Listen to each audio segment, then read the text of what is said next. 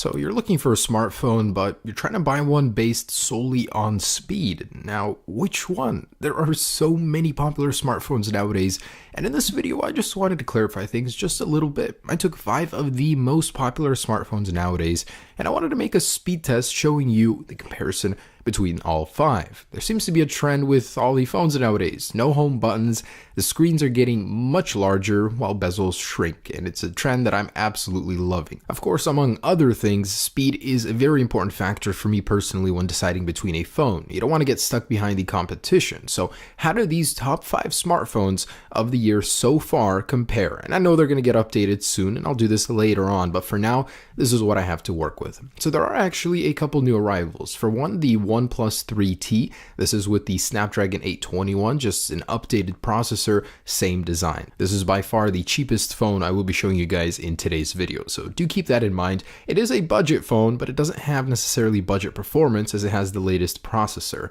So next up also is the LG G6. So this one is brand new. It's got that curved screen display. You know, they made a big mistake. They released this thing too late after the Samsung Galaxy S8.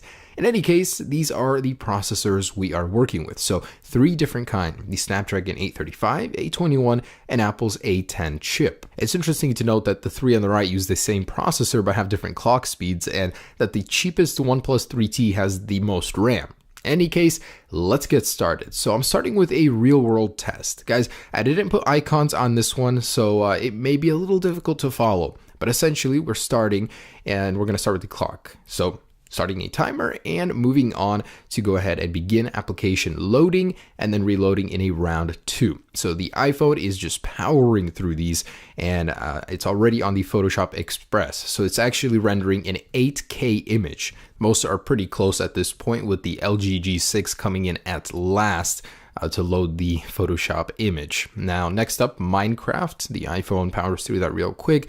Galaxy isn't far behind, and moving on to Super Mario Run already, while the 3 on the Snapdragon 821, as kind of expected, are lagging behind right now. iPhone is already on Asphalt and beginning to load that, and in my previous test with just the S8 and iPhone, you could tell that the iPhone loads the games much more efficiently and much faster. Not that that's necessarily that much of a better thing, because the Galaxy keeps up very, very well. So the iPhone is already on Grand Theft Auto San Andreas, while most of the other phones are lagging behind. The Galaxy S8 with its Snapdragon 835 is only 1 application behind. So we already know how those compete, but what about the others? I honestly had more hopes for the LG G6, but it seems to be in last place right now, with all the other devices already moving on to Grand Theft Auto. So after this, we're going to go ahead and do a round 2 just to see how many of these applications the devices have reloaded, or if they've kept running in the background. The iPhone was really efficient at that, with the Galaxy reloading most of them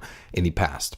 But in any case, we are on Yelp, now on Video Shop. We're going to go ahead and load about a 1 minute 27 second video that is 4K, and it is in full quality. So it's not going to be the easiest video to export, but the iPhone begins compiling that data with the Galaxy S8 just now starting the test. So loading the very same one, it's going to take a lot longer. So some portion of this I did fast forward, guys. I don't want you to sit here and watch all this compiling happen. But as the last devices are powering through the very last applications, the OnePlus 3T is ahead. And that's kind of surprising. For a phone that costs the least amount out of all of these, it's not performing the least amount out of all of them. So I'm actually very proud of that one. It's already on the video test, importing that 4K video, while the LG G6 is still loading the last poker game. Interesting. It is so far behind at this point, while all of the last ones are working on the video rendering already. So interesting thing is, comebacks are a thing, and the LG G6 makes up most of its time doing the video rendering. In any case, the iPhone has finished with 2 minutes and 44 seconds. Impressive. Actually going back and reloading all of those apps, you can tell that most of them have not been reloaded. They're just sitting there exactly where they left them. Now, that is amazing. On Apple's part, they have some awesome optimization right there. So once again, the iPhone is victorious. The Apple A10 series chip is a marvel, technological marvel on Apple's end.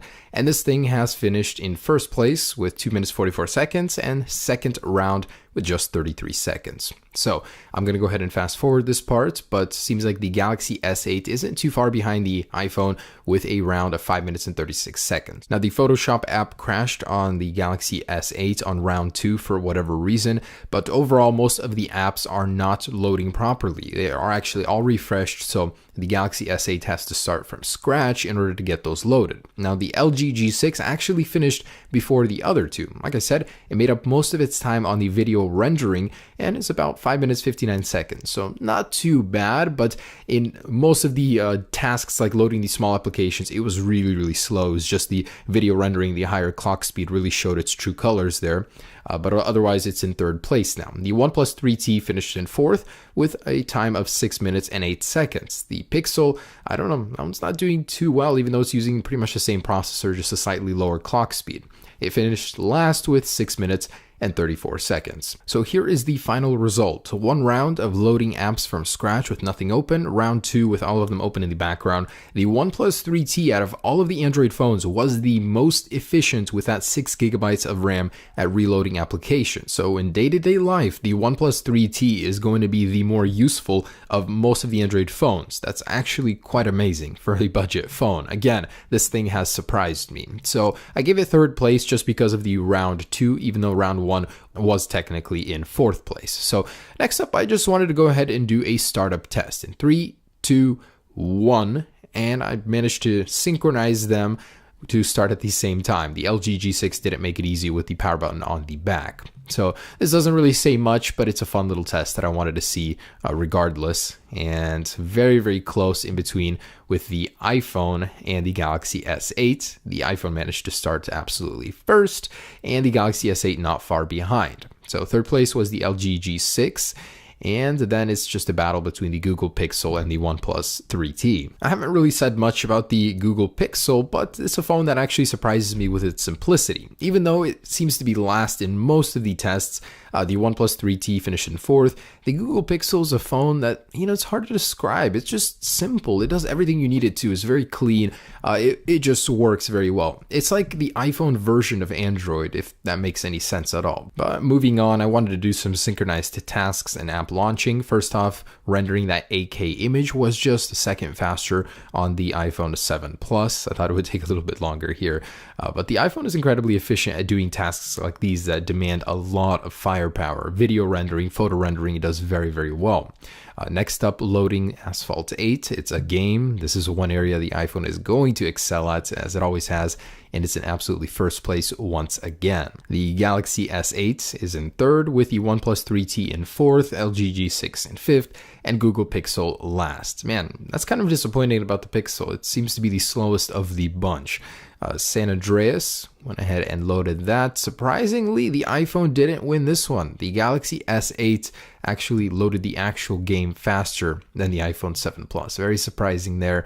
LG G6 was last on this one. Now I wanted to get some actual numbers here. So I know the iPhone in the real world test is more powerful, but what about the actual benchmarks? So loading Geekbench on all of these devices, Geekbench 4 that is, I wanted to get some idea of on paper how all of these phones compare. And my prediction, the iPhone first, of course, it even finished the test first. So it's got a multi-core 5954, 3538 single. Galaxy S8 finishes last, but it does have an insane 6,202 for the multi-core score. That's thanks to the new Snapdragon 835 and its 8 cores. Now we can see here that Qualcomm is trying desperately to catch up to Apple. It overtook it in the multi-core score with its Snapdragon 835, but the single is just lacking. So it's got almost half of the score of the iPhone there. Next up, I wanted to get an idea of the GPUs in these phones. So most of the Android ones have Adreno GPUs. The other one is made by PowerVR in the iPhone.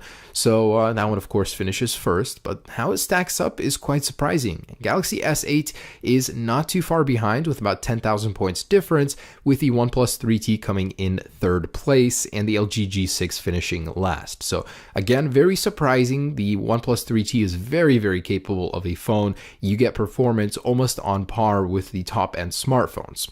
Lastly, I just wanted to take a look at the fingerprint sensor speed. So with a synchronized unlocking in 3, 2, 1, and overall pretty quick. I mean, none of these are going to be slow fingerprint readers. I've actually used all of them extensively, and they all work very, very well. So as a finishing statement, I just wanted to touch bases on which of these phones is the best value for the money. Now, all of them are pretty good in performance. The Google Pixel on the spectrum of speed was the absolute worst, with the iPhone being in first place. But price-wise, you're getting so much more for your money on the lower end with the OnePlus 3T. It's really keeping up with some of the biggest phones here, but still at almost half of the price tag. That is amazing. So the iPhone being one of the most expensive here with the LG G6. The G6, I have to say, is the one least worth your money. Seriously, I don't know why, but I think they priced this thing too high. They released it too close to the S8, and the S8 blows the G6 out of the water completely while being cheaper than it. The OnePlus 3T, guys, I'm going to have to say is the winner here just based on value. In any case, thanks for watching, guys. Hope you enjoyed this comparison. It was not easy to make, but it was so worth seeing how all of the top smartphones compared to one another. Hope you guys enjoyed it. Peace.